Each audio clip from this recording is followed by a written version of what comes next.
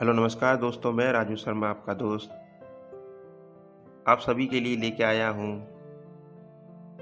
श्री कृष्ण की और राधा की प्रेम कहानी। आज जन्माष्टमी है दोस्तों, श्री कृष्ण जी का जन्मदिन है। आज उनके जन्मदिन पे उन्हीं की प्रेम कहानी लेके आया हूँ आप सभी के लिए। चलिए सुनाते हैं दोस्तों श्री कृष्ण की और राधा की प्रेम कहानी। कान्हा और राधा की प्रेम कहानी प्राचीन काल से ही प्रसिद्ध है। ये एक ऐसी प्रेम कहानी है जो सच्चे प्यार को दिखाता है, उनकी मोहब्बत को दर्शाता है। उनका प्रेम एक अनोखा प्रेम था। राधा और कृष्ण जी की मुलाकात पहले वृंदावन में हुई थी। राधा को कृष्ण जी की मुस्कान और उनकी बांसुरी की धुन ने ही मोहित कर दिया था। श्री कृष्ण भी राधा की सुंदरता और उनकी प्रेम भावना से आकर्षित हुए थे।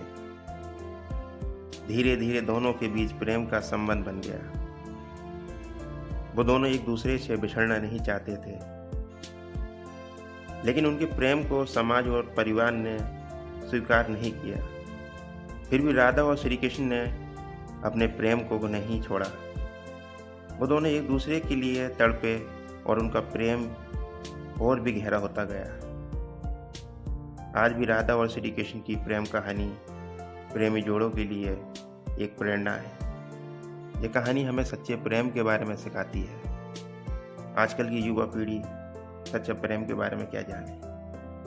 आज तो बस जिस्म की भूख चल रही है, सच्चा प्यार तो नजर ही नहीं आता। दोस्तों, ये कहानी हमें एक सच्चे प्रेम के बारे में सिखाती है जो राधा और श्री कृष्ण के बारे में है। आजकल की दुनिया में बस प्यार नाम का है।